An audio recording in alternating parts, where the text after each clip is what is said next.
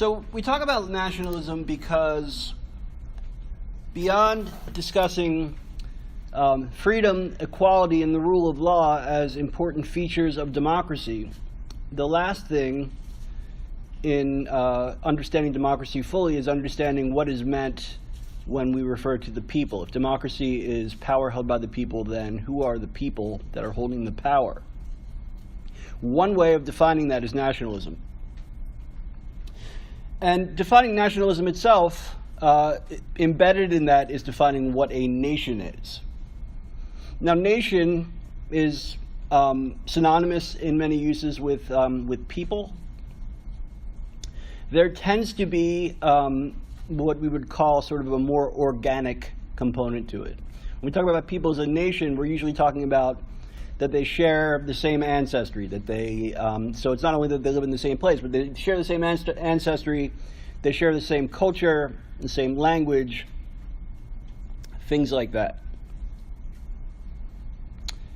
And so nationalism is identification with one's nation, depending on how that nation is identified and defined. Now, generally, there have been, historically speaking, two forms of nationalism. The first one, ethnic nationalism, is the far more common one. And so this can be nationalism that is recognized on the basis with the nation being constituted on the basis of race, very broadly, but also on the basis of things like ethnicity usually is the main thing. There are also ethnicity or nationalisms that are based to a lesser extent on things like ethnicity and more on religion.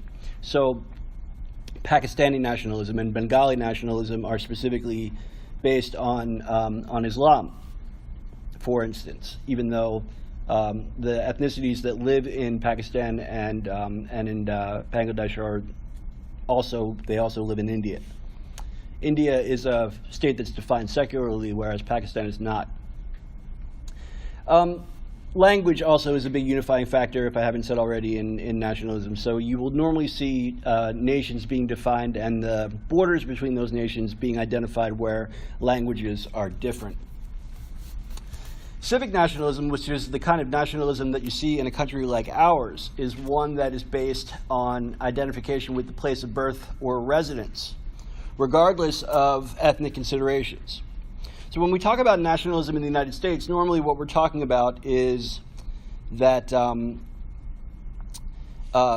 sort of patriotism. This is called civic nationalism. And the basic idea is that under civic nationalism, any person can be a member of the nation provided that they are loyal to the country that they live in and identify their nationality on the basis of living within the borders of that country. So we don't stipulate that a person can't be American on the basis of any essential factor like race or ethnicity or language even. There's no official language in the United States. But we do stipulate it on the basis of whether they identify as American, and that's an important distinction. So the last thing to talk about briefly in defining what nationalism is considering the question of minorities. So in a case of civic nationalism, you would identify people as minorities who are legally what we would call aliens, people that are not citizens of the country. They may be aliens that are legally here or not, but the main distinction between the citizen of a country and an alien living in a country is whether that person has declared under the laws of the country in which they live their loyalty to that country, intention to follow the laws, live there permanently, so on and so forth. So there is not as large a distinction between people that are aliens and people that are citizens in a country that whose nationalism tends to be civic nationalism. And so, for instance, when a person comes here to live and they get a green card, then they consider themselves to be American, and by and large, we do as well. We don't withhold any rights from them, with the exception of a single one, which is the right to vote. Right? That's the single right that we grant only to citizens. But we also say, once you live here 5 years, you're welcome to apply for citizenship and become a citizen as well. With ethnic nationalism, it's a lot more than that. So one of the major issues that ethnic nationalism comes up against in varying degrees is the extent to which minorities are tolerated within a system that identifies according to ethnic nationalism. What are the rights of minorities within ethnic national societies? Do the rights that people that are members of the majority nation or ethnic group or religion or language group or what have you, do they share the same rights? Do they, the rights that they have, are those rights, all of them, conferred on the people that don't? Here the issue of citizenship is actually usually comes into play a lot less often, because in most countries there are minorities of some kind. Most countries will give citizenship to a person born within that country, provided that that person's parents are citizens. And so if you are an ethnic minority in a country in Europe and your parents were citizens of that country and you're born within that country, there's no question of you being a citizen of that country. The issue, rather, is the extent to which culturally you are recognized as being part of that nation. Now, that can be approximated to a certain extent, depending on how close you as a member of your minority nation are to the members of the majority nation. It might be easier for a Ukrainian living in Russia to pass as a Russian than it is for somebody from the Basque people in the Pyrenees to pass for a Norwegian. I mean, there are people that live in Norway that are, second or third generation Kurds, for instance, from Iran or Turkey, and they speak Norwegian as their first language, but they're visibly different. And so there's a sort of a roadblock that's put up there with regard to recognition of a person who is not of strictly or at least recognizably Norwegian ancestry as being a member of the Norwegian nation. The country doesn't distinguish in terms of their rights, by the way. So it isn't a matter of a person of Kurdish ancestry who is a Swedish citizen not being considered a citizen of Sweden or Norway, as I began the example. There are big Kurdish minorities in both countries. Of them not being a citizen of that country, not enjoying the same rights as the majority ethnicities in those countries. But there is nevertheless the recognition by virtually everybody in that country that that person does not belong to the Swedish nation in the ethnic sense. Now, in a country like Sweden, that's not actually really a problem. Nobody really sort of comes up against a big kind of conflict emerging on that basis. But other countries which have minority populations have experienced much greater difficulties on this basis. And part of understanding ethnic nationalism is understanding why that happens, and then understanding ways that ethnic nationalism seeks to solve that problem, if it can at all. Because I would argue that ethnic nationalism ultimately, this is the point at which it invariably encounters conflict. Invariably conflict that is, if the nationalism that's practiced within a country is ethnic nationalism overwhelmingly, it is not likely to be a conflict that is it is resolved peacefully, or at the very least without significant struggle. Just a last point about this. There's something inherently different about something that goes on in a country that identifies according to ethnic nationalism with regard to an ethnic minority versus what happened in this country with the civil rights issue, for instance, where the matter there was, again, never was a matter of, at least after the Civil War, wasn't a matter of the white majority considering the black minority to be not American. So within the definition provided by ethnic nationalism, there was no question. But sort of lurking underneath that was a racial nationalism that was highly resistant to incorporating black people as fully American with all of the rights and freedoms attached to that. Arguably, it was a problem that ultimately was resolved for the most part because we did not have strictly a strictly ethnic definition of what it meant to be American, nor really considering our history could we. Right? I mean, it doesn't sort of really make much sense. Any questions before we move on?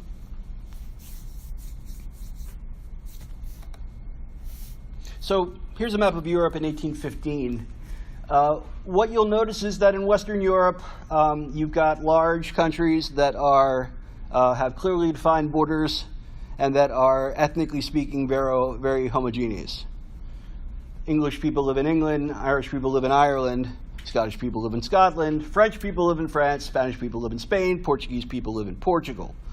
Right? You've got minorities, but they're tiny. And for that matter, in Scandinavia, although there's actually sort of a language continuum in Scandinavia where most people who can speak one Scandinavian language can understand the other ones. What you'll notice in Central Europe is that they don't have that. There's essentially two situations that obtain there. The first is that there's empires, Russian Empire, Austrian Empire, and they are both multinational empires.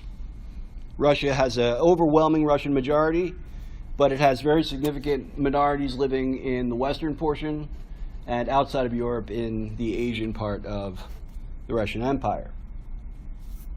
The Austrian Empire has a very small minority German-speaking elite, but it has a very large number of Slavic, Hungarian, and Romanian minorities that live within it. Oh, and also the Ottoman Empire, which, again, has a ruling elite that's Turkish, and as we mentioned in a previous class, has a very large Arabic-speaking population, again, outside of Europe, has Slavic, Greek, and Albanians living within its borders. So and then in the center of Europe, you've got Italy and you've got Germany, and neither is united. As we talked about when we talked about Machiavelli, Italy is a collection of smaller monarchies and republics, including the Papal States where the Pope lives, that land that the Pope controls. Germany is a special case. So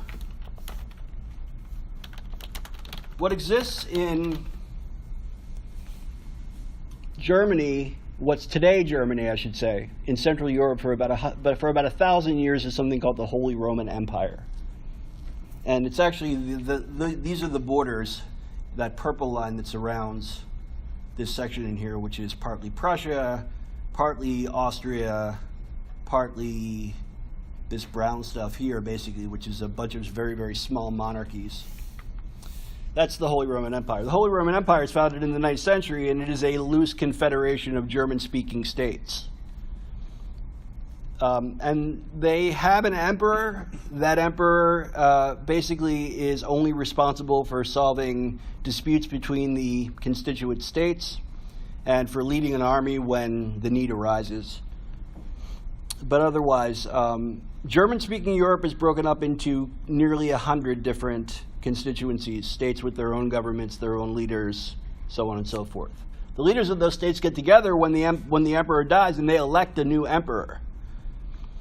But that's pretty much it.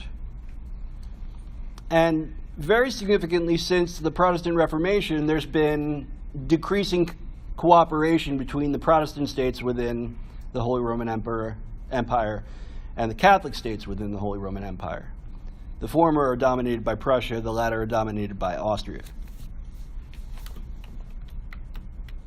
So the question is, well, if we've got this situation where the center of Europe are a bunch of these tiny states that are populated by people that today we would identify as being members of the German or Italian nations, what happens in the 19th century that causes them to decide to unite and form nation states, as we would call them?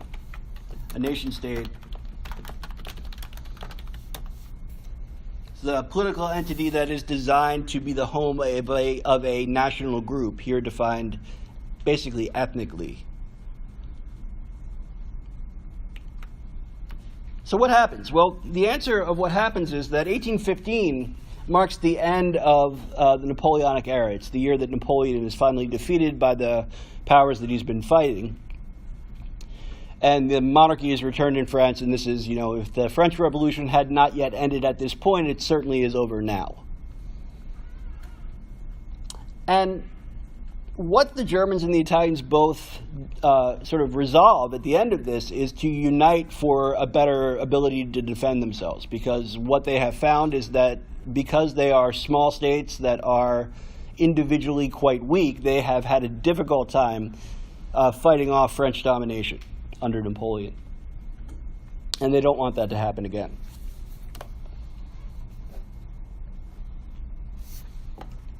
With the German people, what they do is they sort of reform this confederation that they had under the Holy Roman Empire, because that had been smashed by Napoleon.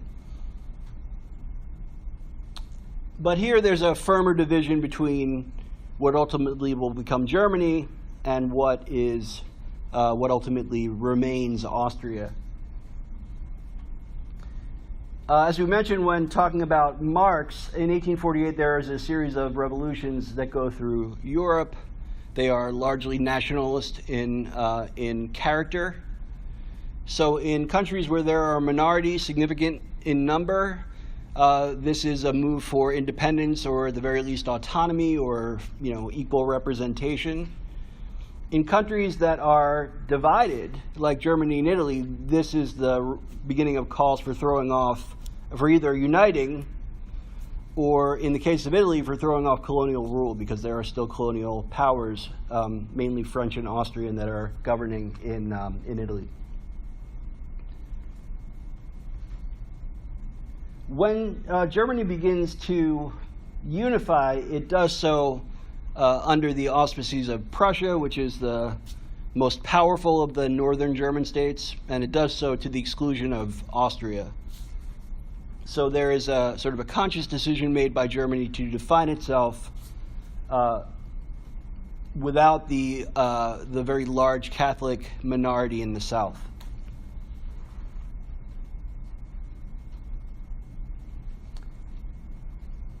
Beginning in the 1850s, they begin to vest a lot of power in Prussia to be the guiding power within this German confederation. And when Otto von Bismarck becomes the chancellor of Prussia in 1862, he then pursues wars to unify the rest of German-speaking Europe into a single country. So areas where there are German minorities living in Denmark and France, those areas will be attacked by Germany. Germany will win because Prussia will win because it has an extremely powerful army, and then Prussia will annex those territories. With Austria, it will be a matter of taking areas that it feels are economically important and culturally unifying.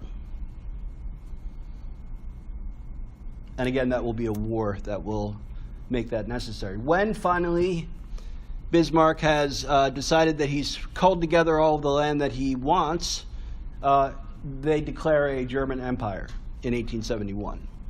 And this is the country that exists today. But before then, there's no Germany to really speak of. There's Prussia, and there's Austria, and there's a sort of a vague sense of Germany being the country in the center of Europe, but there's no clearly defined borders until 1871. No single unifying government until 1871. So comparatively speaking, Germany is a young country. We generally consider the United Kingdom to date back to 1066. We consider France to date back to 800. But Germany is declared in 1871. So I asked you to look at this online reading from Johann Fichte, Addresses to the German Nation.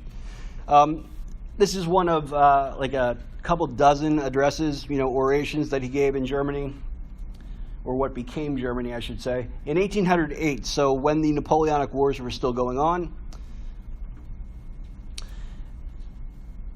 And I actually just want to focus on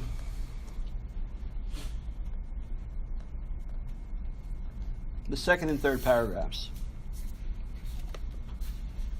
To begin with, and before all things, the first original and truly natural boundaries of states are beyond doubt their internal boundaries.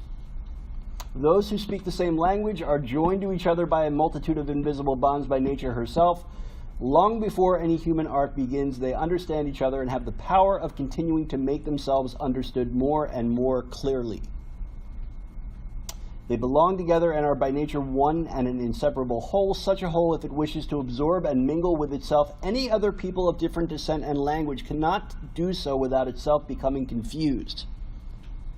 In the beginning, at any rate, and violently disturbing the even progress of its culture, from this internal boundary, which is drawn by the spiritual nature of man himself, the marking of the external boundary by dwelling place results as a consequence, and in the natural view of things, it is not because men dwell between certain mountains and rivers that they are a people, but on the contrary, men dwell together, and if their luck has so arranged it, are protected by rivers and mountains, because they were a people already by a law of nature, which is much higher. So geography does not define a nation, he says. Culture and language and shared ancestry, those define a nation.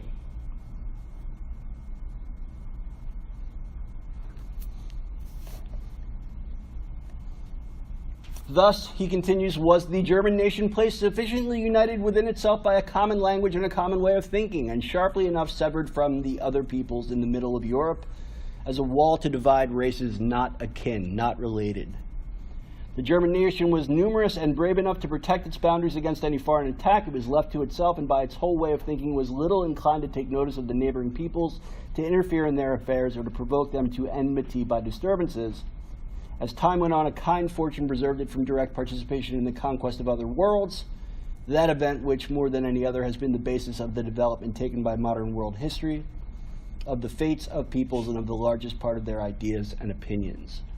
Germany is not, for one thing at this point, amassed an empire, which is natural when you think about it, because if they are not a unified country, how are they going to have the sufficient strength required to go and take somebody else's land?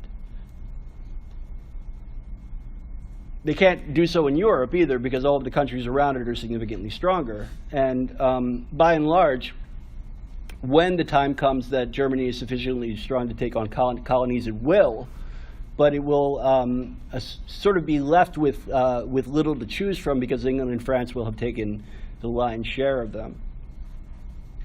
Since that event, and not before, Christian Europe, which hitherto, without being clearly conscious of it, had been one, and by joint enterprises had shown itself to be one. Christian Europe, I say, has split itself into various separate parts.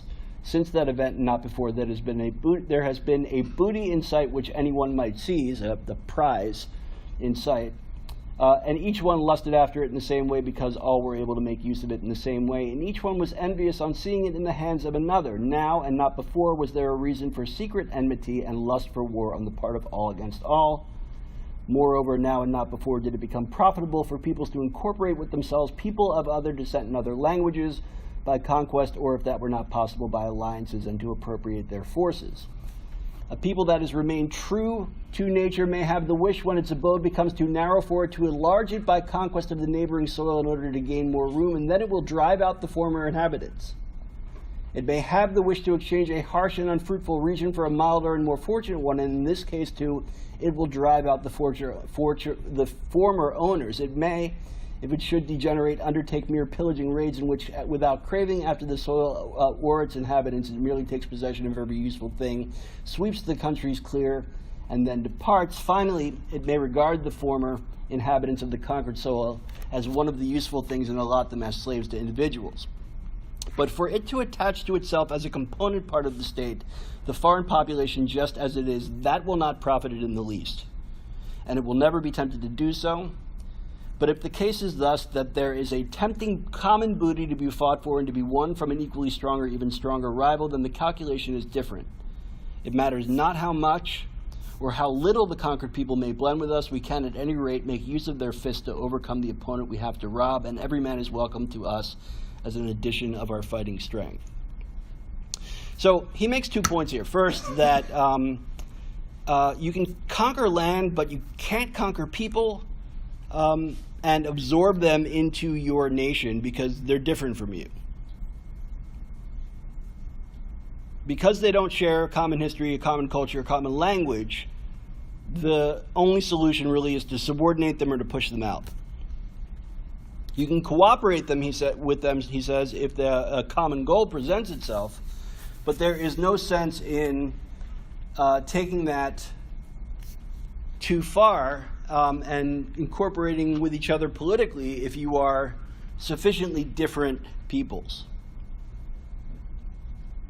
Hence, the only means of maintaining peace is this, that no one shall acquire enough power to be able to disturb the peace, and that each one shall know that there is just as much strength to resist on the other side as there is to attack on his side.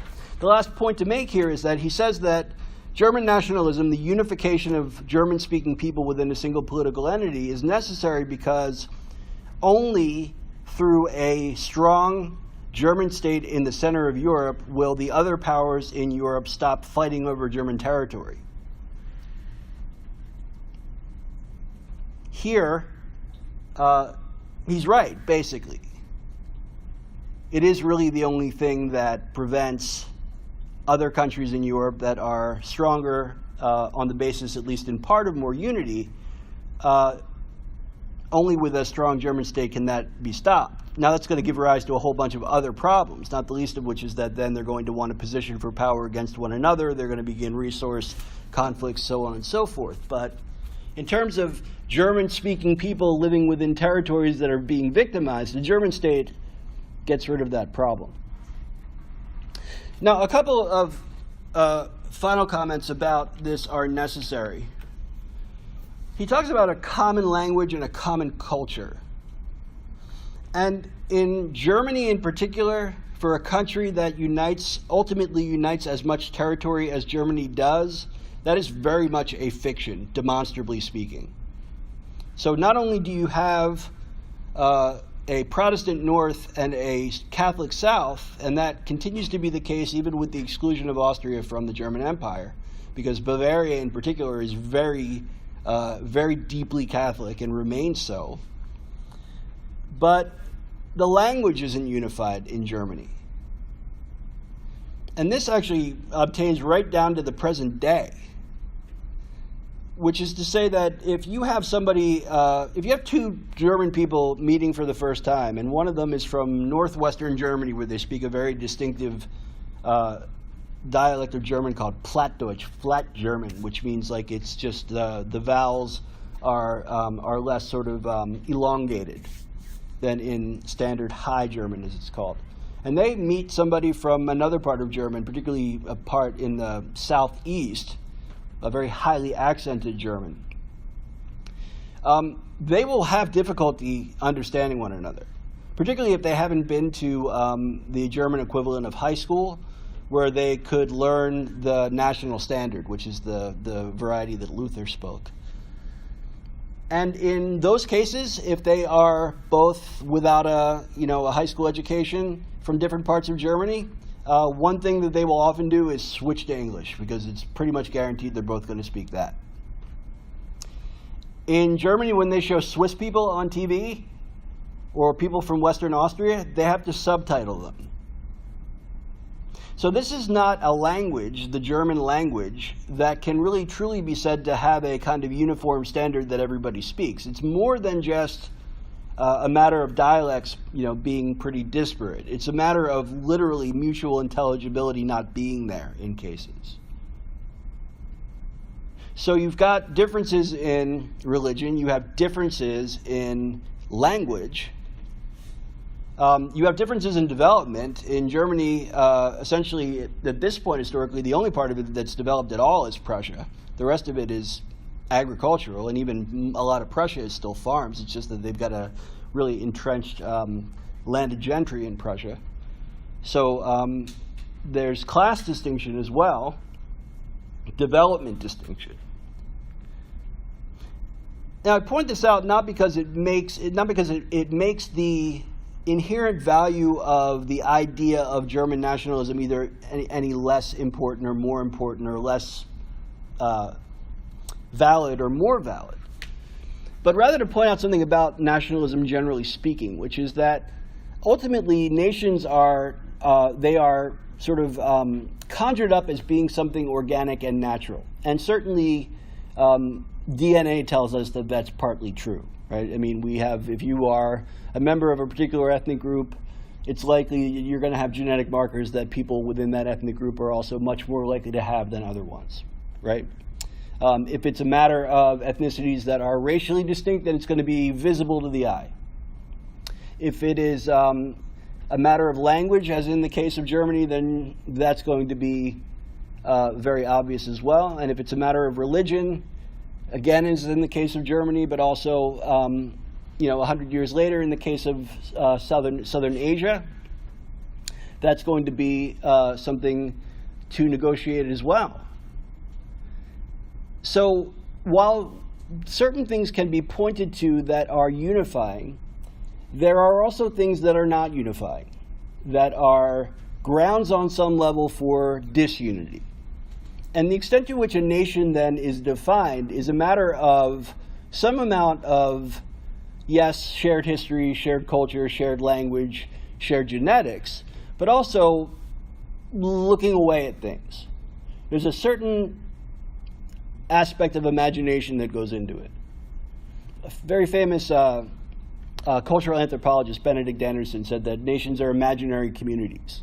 They don't really exist. Which is to say that, not that there are not ethnic groups, but that defining them, elevating them to the status of a nation that has the kind of rights that nations accrue to them is very much a constructed process. Right? You may have heard people say that race is a social construct. That doesn't say that race doesn't exist, right? I mean, we can look at each other in this room and see that there are different racial groups that are represented, and these roughly correspond to where our ancestors lived, what continent they came from 1,000 years ago, right? I mean, we can see this. But at the same time, we recognize that there are large portions of the world where it's much more difficult to identify those things, and that by drawing a line someplace, ultimately you're being arbitrary at where the cutoff is. So for German nationalism, they decided not to take into account religion. And they decided to overlook a significant amount of heterogeneity with regard to national language. And instead, they went mainly with shared ancestry, shared culture, to a lesser extent, but pretty much, and territoriality, where they lived together. With countries like England and France, they sort of negotiated their nation status before issues like this had really even come up. And so something sort of curious occurs there as well, which is that despite the fact that there are identifiable, again, probably genes that would identify a person as having French ancestry, it's nevertheless the case that a person is French if they live in France. And it's been that way for a long time. Same thing with the UK. You're born in Britain of British parents, you're British. It's not a racial thing. It was, 150 years ago, but it hasn't been since then. In countries that have negotiated their nation status more recently, that's a much more difficult negotiation for them to make with people from outside their nation as they define it, living amongst them.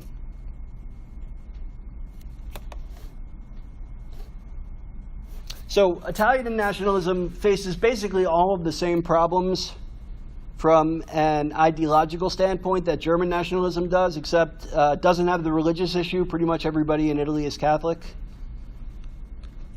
But it's far less developed, although there is still that north versus south, very highly developed class distinction. It's mostly a peasantry that is uneducated and backward in the south, versus an industrialized north that has a middle class and a bourgeoisie and the whole sort of notion of things like that. But again, it's really sort of the matter of the Napoleonic Wars that get this idea of unifying Italy. The movement to unify Italy is called the Risorgimento, the resurgence. When Napoleon is defeated, Italy is placed largely under the control of Austria. So just to page back to that map. Wrong way.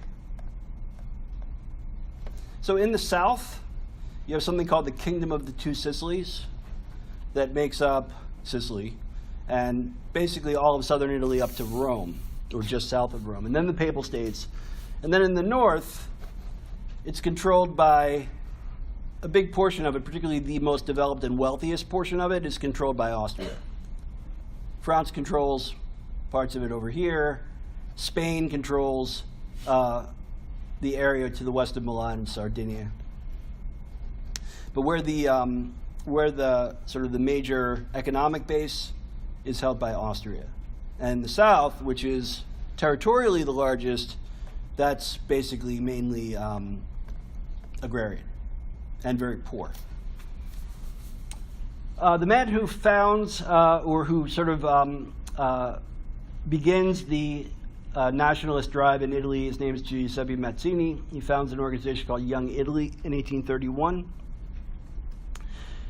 And his cohort, Giuseppe Garibaldi, is sort of the other most important person within this movement.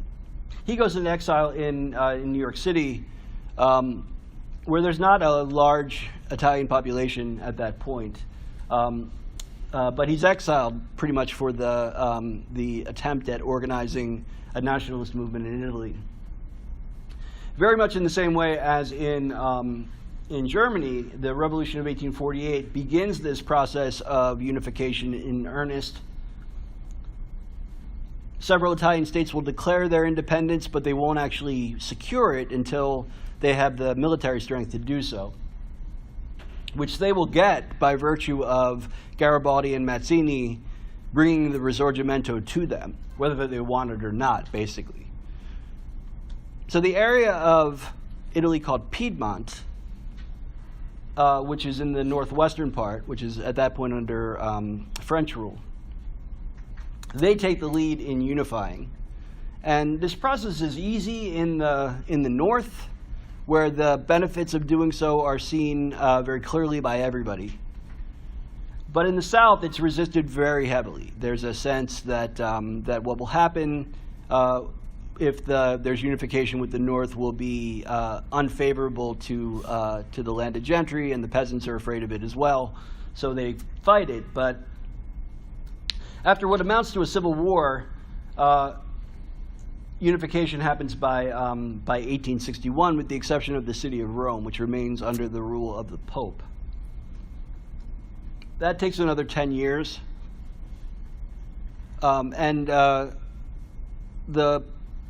Italy will conquer Rome and will make Rome its capital, but the Vatican won't recognize that for 50 years. And the popes will call themselves prisoners in the Vatican, and they will say that the rule over their city by the Italian government is illegitimate, and that they're basically being held hostage. It will be Mussolini that will actually negotiate recognition with the Pope, and that's why there's a separate state in the Vatican today. Mazzini himself comes from Genoa in northern Italy. He is studies literature, but he joins a group called the Carbonari, which means the coal miners, but like sort of colloquially means like the dirty ones, and sort of an underground movement to agitate for getting colonial rule out of Italy.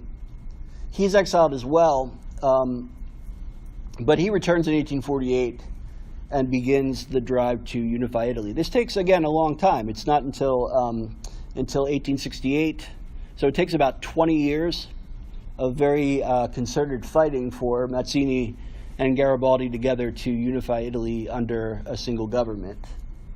And even then, as mentioned, that does not include Rome, or most of Rome at least, until a little bit later. So the reading from Mazzini is on page 655 in your book.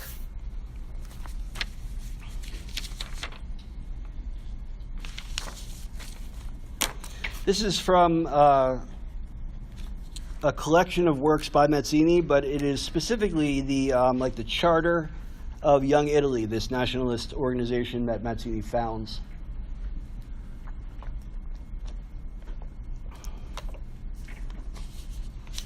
Young Italy is a brotherhood of Italians who believe in a law of progress and duty and are convinced that Italy is destined to become one nation. Convinced also that she possesses sufficient strength within herself to become one, and that the ill success of her former efforts is to be attributed not to the weakness, but to the misdirection of the revolutionary elements within her. So why is Italy not unified? Italy is not unified because the revolutionary elements are sort of and siloed in the different regions that are under different rulerships. And because of the individual struggles that go on in the different states that are under different either colonial or home rule in the form of a monarchy or a republic, unification is needed to gain the strength to unify. He says Young Italy is Republican, by the way, but Italy, in fact, is a monarchy when it is created as a unified state in 1868. And furthermore, not only is it a monarchy, but it remains a monarchy until after World War II. So the question sort of will perhaps emerge as to why Italy did not become a republic, why it became a monarchy instead.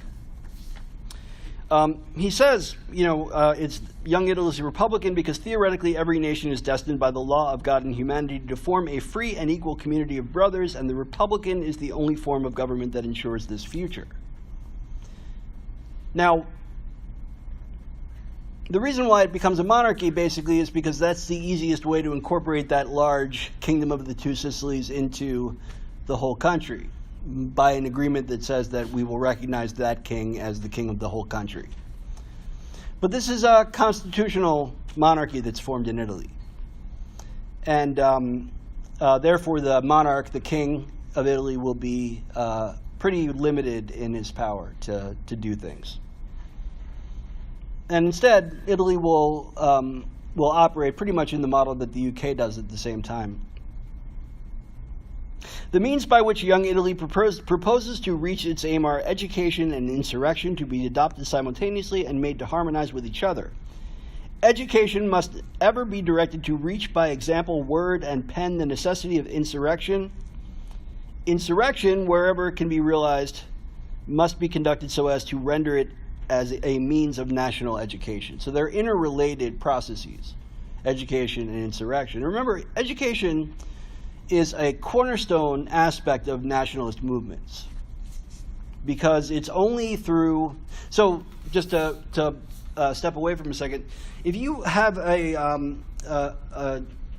newly defined nation that has the kind of linguistic heterogeneity that Germany has or that Italy has, and in the case of Italy it's actually worse, then you need a school system that's going to get the population speaking the same language within a generation. And only a government education system can do that. So there's a recognition, not just among the Italian nationalists, but among all nationalists, regardless of where they are, that education, government education, to inculcate culture into the youth is a real necessary part of that process of creating this idea of a nation.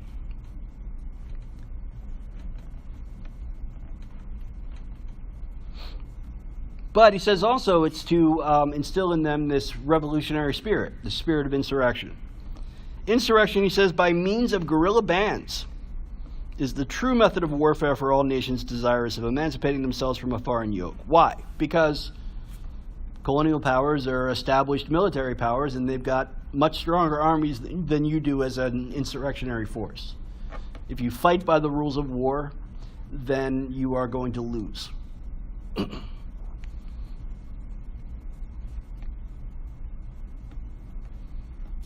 And he says, we do it this way because we don't have a regular army.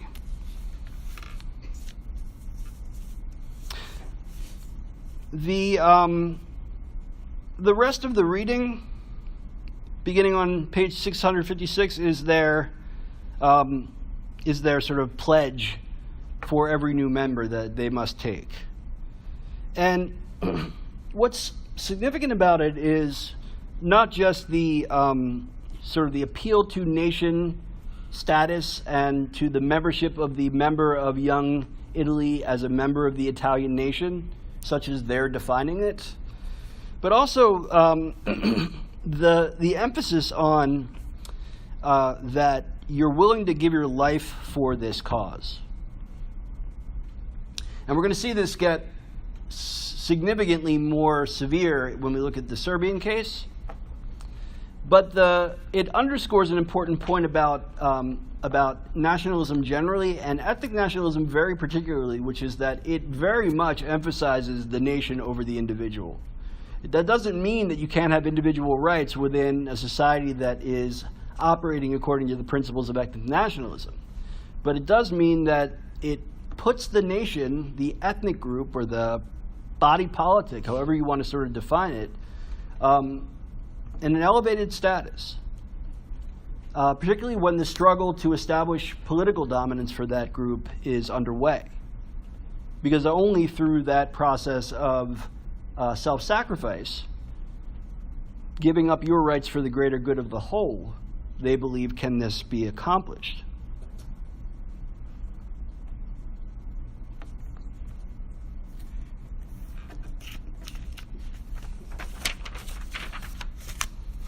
Questions? So the third nationalism, European nationalism to look at is Zionism, which establishes its state outside of Europe, but which is very much a European nationalist movement until the end of World War II. So all nationalisms, particularly ethnic nationalisms, emerge from a kind of cauldron of suffering. You don't get ethnic nationalist movements that aren't reacting to some form of oppression by another group. With the case of Jews in Europe, it emerges when it does mainly because nationalism has already emerged among other people, among Germany and Italy in particular most recently, but concurrent with Zionism emerging, there's also nationalism emerging among the Slavic groups, Hungarians, Romanians in Eastern Europe. Anti-Semitism is a long-standing historical force by this point.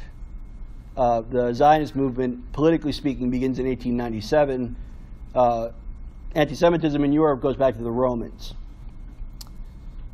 Christianity, for a significant portion of this, is a major vector of anti-Semitism, because until 1965, the Catholic Church continues to teach that not only is there no salvation outside of the Catholic Church, so even other Christians are going to hell, but the Jews are a particularly accursed people because of the role they play in the crucifixion of Jesus. On top of that, even Luther, who breaks with the Catholic Church 400 years earlier, he's notoriously and viciously anti-Semitic and is vocal about it. So it's not even as if Protestantism will sort of cut into this. And then finally, the Orthodox churches in Eastern Europe, they take an even harsher stance with regard to the way they view Jews theologically.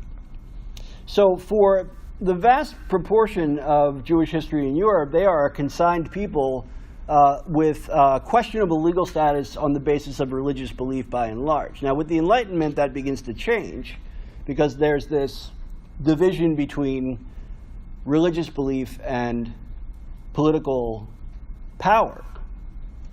That doesn't change the way that a lot of people believe, what a lot of people believe about Jews because of their religious beliefs. But what it does do is pull people away from being very deeply religious more and more, so that just as they sort of back away from their religious beliefs, they back away from those religious beliefs that are tied to their thinking about who Jews are and what they are as a people and so on and so forth.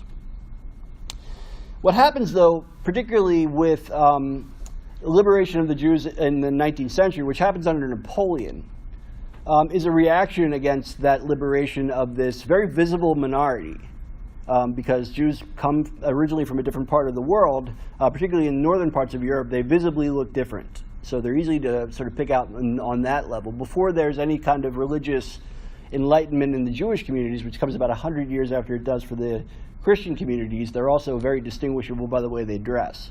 Right? The men always wear beards, the women cover their hair, wear long dresses, the whole 9 yards. Right? So you can, and plus on top of that, you know, they're consigned in where they can work, they can't own land, they usually live in a particular part of the town, so everybody knows who they are. There's no sort of big secret about this.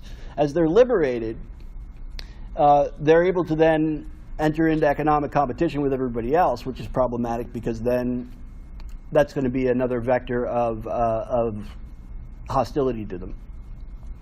And what began as a largely religious phenomenon by the late 19th century has morphed into something that is primarily racial, identifying the Jews as alien to European civilization, basically, not because they're not Christian, but because they're not European. And as an alien people, it is said, with different customs, with particularly in Eastern Europe, with different language, that they have to be dealt with in some way. They either have to be assimilated, whether they want to or not, or they have to be expelled. But what's not going to be good is that they remain this very visible, very unassimilated minority within every major city in Europe, with increasing economic viability, which, by the way, they've carried over from the Middle Ages, because one of the only jobs that they were allowed to do was lend money. They were allowed to lend money because they could lend money on interest, but Christians couldn't. So, as mentioned, Napoleon liberates the Jews in Europe, but he never gets to Eastern Europe, so it's only Jews in Western and Central Europe that are liberated. Napoleon says to the Jewish communities as he marches into them that they can have everything as individuals, but they can't have anything as a group. So the extent to which there are Jews living in France, he says, well, you're French now. So you don't get any rights different from anybody else. The French Revolution established a secular regime in France that, that's there right to the very day. So there was not going to be any protections for the Jewish community as Jews, but they'd be protected as individuals as much as anybody else. And that was the basic kind of rule that Napoleon set down as he went across Europe. What that meant is that in Central and Western Europe, the Jews began to assimilate, such that by the turn of the 19th century into the 20th century, the Jews in Central and Western Europe were very well integrated into the societies in which they lived. They spoke the languages of the people amongst whom they lived. They did all the same jobs as everybody else. They lived in all the same places. And there was increasingly intermarriage on top of it, because as those communities, Jewish communities in Central and Western Europe, became liberated, they moved away from their religion like the Christians had already done. So the importance of marrying within the Jewish faith for them became less important. In Eastern Europe, it was quite different. In Eastern Europe, where Napoleon never came, where, for that matter, the Enlightenment never came, Jews remained circumscribed under law in most places. And so they retained religious orthodoxy. They retained their language, which was Yiddish, which is a dialect of German, but they weren't living in German-speaking countries. So there was a very identifiably different language that they spoke. In Russia, they lived in an area called the Pale of Jewish Settlement, which roughly corresponded to Latvia, Lithuania, Poland, Belarus, and Ukraine, where they made up like a quarter of the population because they weren't allowed to live in Russia proper. They'd been expelled from places in further west in Central Europe earlier. So you have large Jewish communities in Eastern Europe. In fact, the vast majority of Jews in Europe live in Eastern Europe right up until World War II. And until the dissolution of the Russian Empire, it is still very much a separate community in every way that you can imagine, pretty much. And that, just as a final point before we're moving on, that might sort of raise the question of why there isn't nationalism in the Jewish community before then, if they're sort of an identifiably different people with different language, custom, traditions, ancestry, and they're oppressed, and nationalism is the is a very commonly a response to oppression, then why wasn't there Jewish nationalism before then? And it was because of their belief. Jewish orthodoxy taught that the Jews lived in exile as a punishment for what they'd done, and that to unify in some way for political advantage was sinful. In Central and Western Europe, the integration of Jews into society gives rise to something that's called the Jewish question. The Jewish question, sort of broadly speaking, is this question that is considered by both the Jewish communities themselves and the larger communities in which they live, which is that to what extent do we really consider Jewish people to be part of our nation? We recognize that they are different. To the extent that any of them are still religious, they attend different houses of worship than we do. And depending on where we are in Europe, they might even look visibly different. So the question is not what are we going to do with them so much as how do we sort of conceive of these people that have been around with us for 1,800 years but now have sort of achieved equal status with us? What is the solution to this new set of circumstances? Is it further assimilation? Is it, as some people within the Jewish community want, the equal status that they already enjoy, as well as retaining their specific customs and differences? And there's no sort of uniform answer to this question, but what is clear in Western Europe at the end of the late 19th century is that although Jews are liberated and they're equal under the law, and they are increasingly assimilated in countries like Germany and France and the UK. UK has a Jewish prime minister in the 19th century. France has one in the early 20th century. To what extent are they still a different people from us? The answer in France comes with something called the Dreyfus Trial. So the Dreyfus Trial happens in 1894. Alfred Dreyfus is a French Jew. He is a veteran of the army, where he's held the rank of captain, and he was an officer in the Franco-Prussian War, where Germany fought France for areas where German minorities lived. France had lost that war, and there was no small amount of political upheaval as a result of France losing that war. But with this kind of resurgent anti-Semitism happening in the last decade of the 19th century, this case against Alfred Dreyfus is sort of thrown out into the public as to, well, maybe the reason why France lost the war is because Dreyfus was a traitor.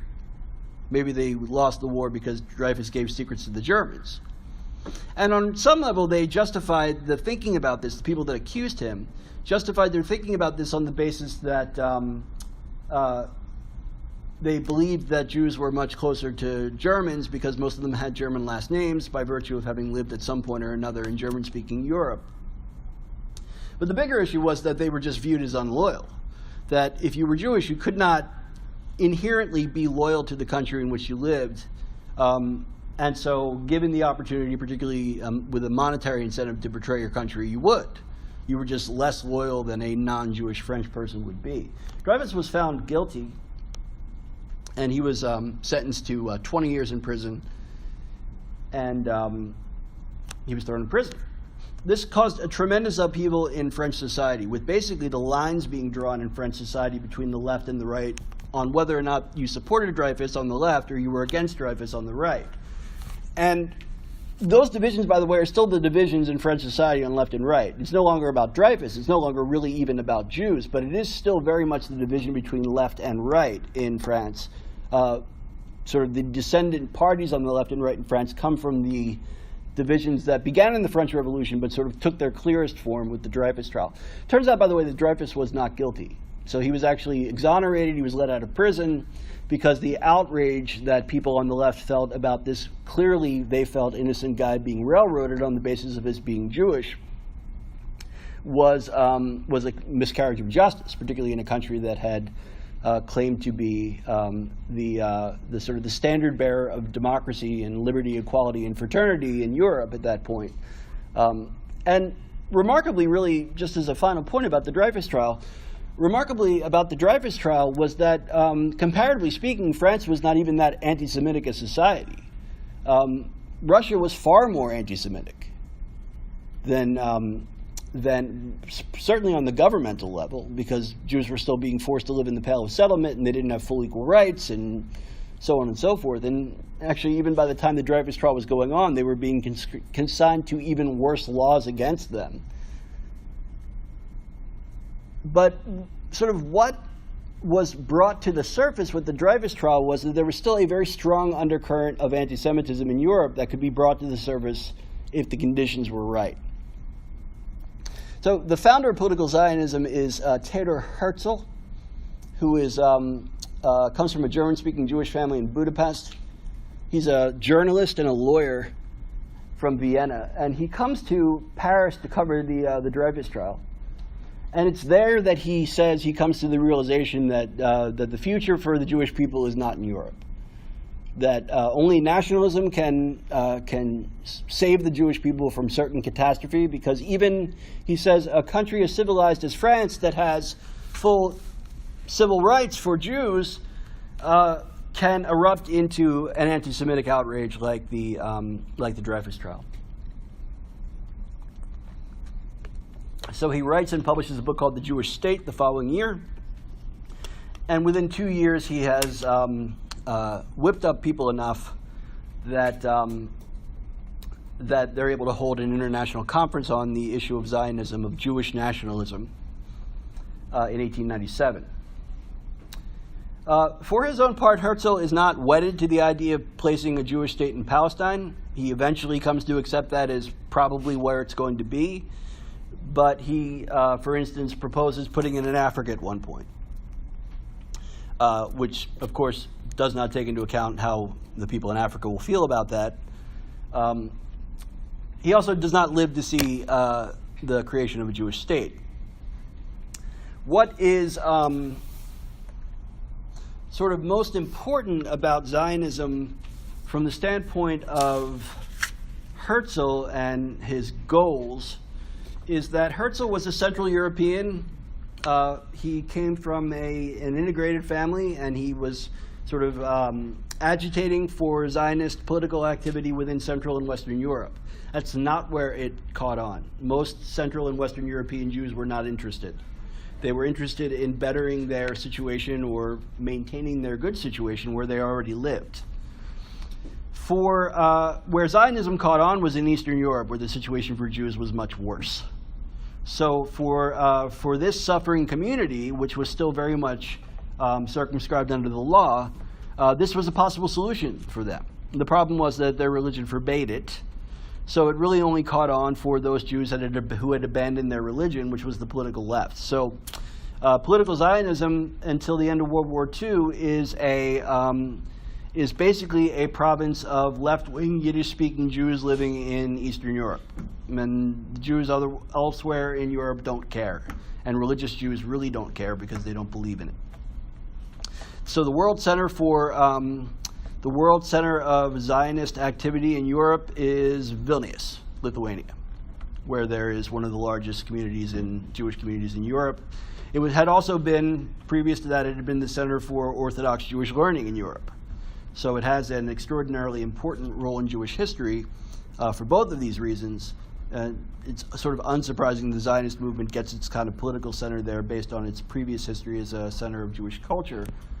But until the Holocaust and the sort of for many Jews in Europe and worldwide, the kind of proof that Herzl, in their opinion, was right, there was not any widespread belief that Zionism was necessary or desirable. That there is a Jewish state in Palestine today, Israel, is the result of two things. First, that generations of Eastern European Zionists began to settle there almost immediately, and they had built up their political and military capital over the course of that time. And second, then, after World War II, with the decimation of the Jewish community in Europe, the British and the United States in particular were very much vested in helping to create this state to prevent the kind of catastrophe from happening again. So, Jewish State by Herzl, page 658. he has to make this case that the Jews are a nation in the sense that European nationalism has preached. This is an even more difficult undertaking than it is for German nationalists or Italian nationalists, because Jews don't all live in the same place. They don't all speak the same language. They no longer, by the time Herzl is writing, share the same denomination within Judaism. Many of them are atheists or agnostic. A big proportion of them have converted to Christianity. And then for those that are still religious, there are not only Orthodox Jews in all parts of Europe, but there are large Reform Jewish communities in Central and Western Europe too. So there's no religious unification among Jewish people either. There's just the very remote, at this point, 2,000 years, historical ancestry that they share. But other than that, not a lot. So the appeal that Herzl has to make essentially is an appeal to ethnic nationhood, because his realization that he can't appeal on religious grounds means that he can't make a broadly, sort of biblically based appeal for Jewish nationhood, because that's a non-starter. Not only are, again, the secular Jews or the more liberal religious Jews not interested, but the Orthodox are hostile.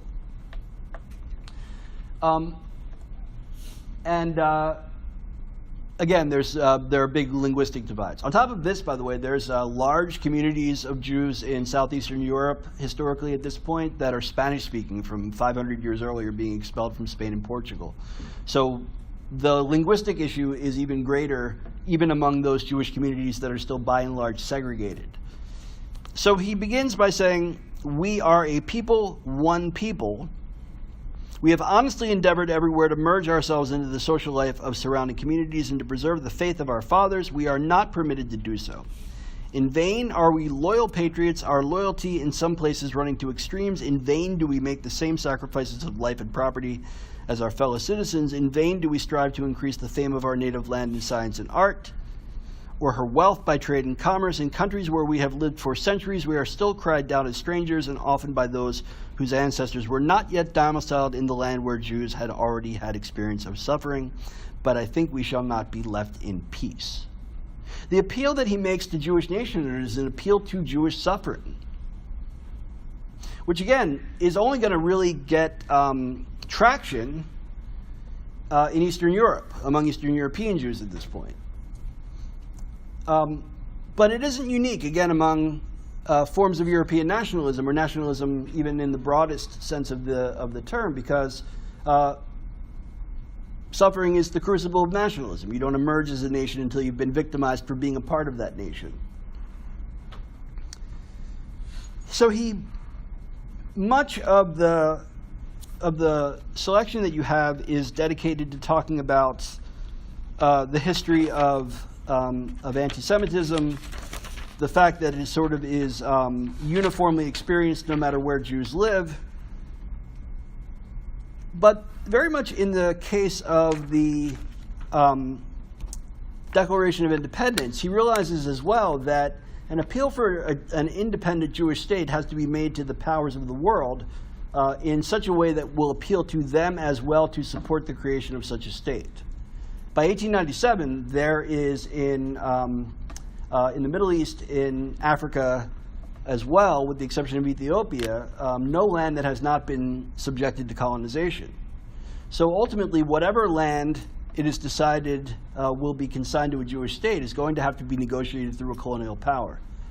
So his audience here are the governments of Britain and France, mainly. To a lesser extent, the Ottoman Empire.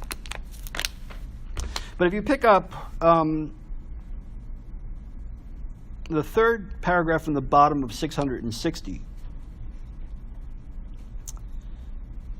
he says, "Let the sovereignty be granted us over a portion of the globe large enough to satisfy the rightful requirements of a nation. The rest we shall manage for ourselves. The creation of a new state is neither ridiculous nor impossible. We have in our day witnessed the process in connection with nations which were not largely members of the middle class, but poorer, less educated, and consequently weaker than ourselves." So he's saying, in part here, Nations have emerged from largely underdeveloped people who are still living in, mainly in agricultural societies. Jews are an urban middle class, and therefore, presumably, they'll have an easier time. Palestine, he says, is our ever-memorial historic home. The very name of Palestine would attract our people with a force of marvelous potency. If His Majesty the Sultan, he speaks here of the ruler of the Ottoman Empire, were to give us Palestine, we could in return undertake to regulate the whole finances of Turkey. So he acknowledges this stereotype, which he says is rooted to some extent in history and in, therefore in truth, that Jews are good at managing money. And he says, in return for the Ottoman Sultan providing us land in Palestine for a state, we will manage the economy of the Ottoman Empire, which, by the way, has been a long-standing deal by this point. When the Jews are expelled from Spain and Portugal, they are expelled into the Ottoman Empire, who are very glad to take them for precisely that reason. We should there form a portion of a rampart of Europe against Asia, an outpost of civilization as opposed to barbarism. Let me read that again. We should there form a portion of a rampart of Europe against Asia, an outpost of civilization as opposed to barbarism. What is he saying that this Jewish state will be? Why is it in the interest of European powers to put a Jewish state in Palestine? As he says here, a rampart of Europe against Asia, an outpost of civilization as opposed to barbarism. What is he saying?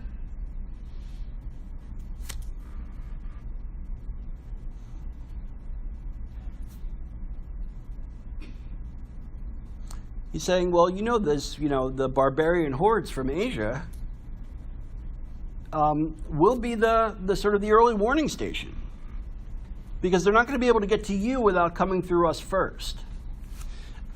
Part of this is probably geographic. I mean, if you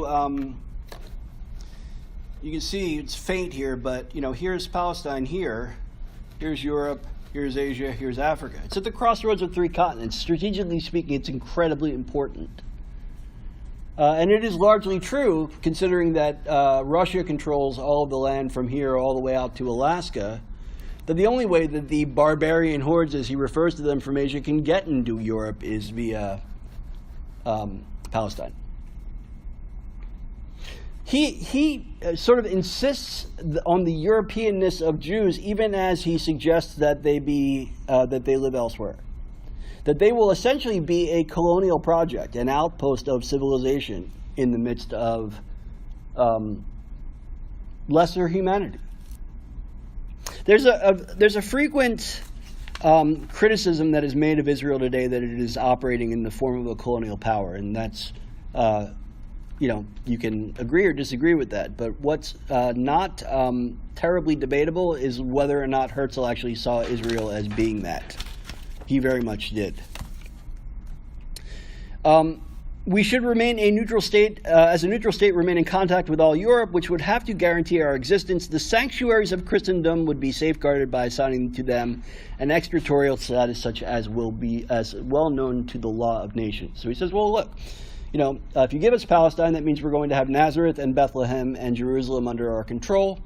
We will agree to have them, in fact, not under our control, but to consign them to some special status with international control. We should form a guard of honor about these sanctuaries, answering for the fulfillment of this duty with our existence. This guard of honor would be the great symbol of the solution of the Jewish question after 18